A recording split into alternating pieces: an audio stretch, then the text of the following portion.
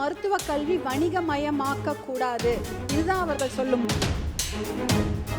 110 எடுத்த ஒரு மாணவருடைய தந்தை வசதியாக இருப்பதனால டீம்டு யூனிவர்சிட்டியில சேர்ந்து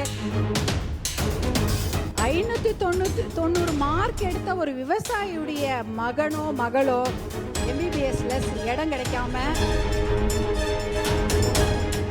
நீட் தேர்வுக்காக சொல்லப்படும் காரணங்கள் 2 தான். தரமான மருத்துவ கல்வி, அதுதான் அவங்க சொல்ற முதல் காரணம். அடுத்தது மருத்துவ கல்வி வணிகமயமாக்க கூடாது, இதுதான் அவர்கள் சொல்லும் முதல் 2 காரணம். அப்படி பார்த்தீங்கன்னா வருஷத்துக்கு 23 லட்சம் பேர் நீட் தேர்வு எழுதுறாங்க. 1,40,000 தான் MBBS சீட்டே இருக்குது. இதில் பார்த்தீங்கன்னா 720 மார்க் தான். ஆனால் 110 மார்க் எடுத்த ஒரு மாணவர், அதாவது 15% கூட கிடையாது, 110னா 15%, தகுதி கூட இல்லை. 40% எடுத்தால் தான் பாஸ்ன்னு சொல்கிறோம்.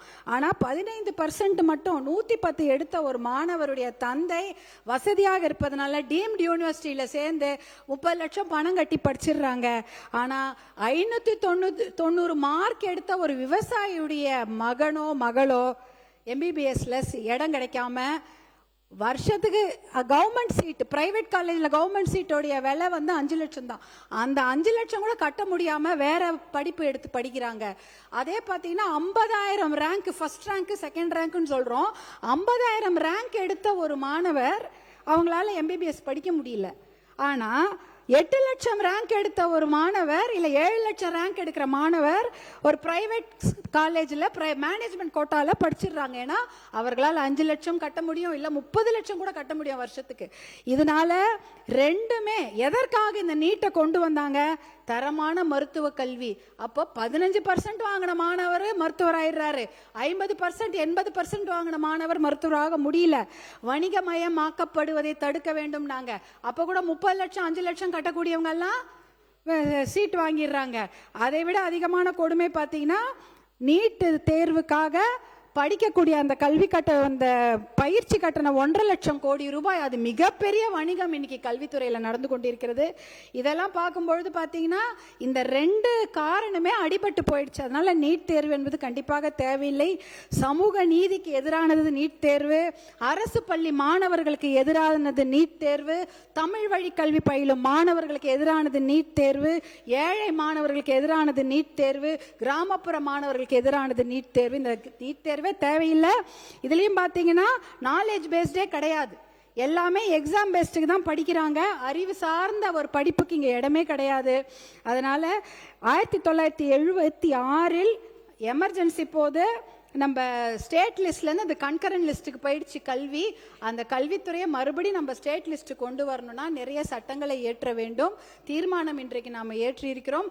2021 2 முறை இந்த நீட்டிலேருந்து தமிழ்நாட்டுக்கு விலக்கு கொடுக்க வேண்டும். எக்ஸம்ட் நீட் ஃபார் தமிழ்நாடுன்ற அந்த சட்ட மசோதாவை தீர்மானத்தில் ஒருமனதாக நிறைவேற்றி 2 முறை நிறைவேற்றி அதை டெல்லிக்கு அனுப்பியிருக்கிறாங்க. இன்னும் அது சட்டமாக்கப்படவில்லை. அதற்கு நாம் உரிய தரவுகளை கொடுத்து மறுபடியும் அதை சட்டமாக்க கொண்டு வர நாம் எல்லோரும் ஒன்றாக முயற்சி செய்ய வேண்டும். இதோட 500 குழந்தைங்க போயிட்டாங்க நீட் தேர்வில். தமிழ்நாட்டில் மட்டும் 50 குழந்தைங்க செத்து போயிட்டாங்க.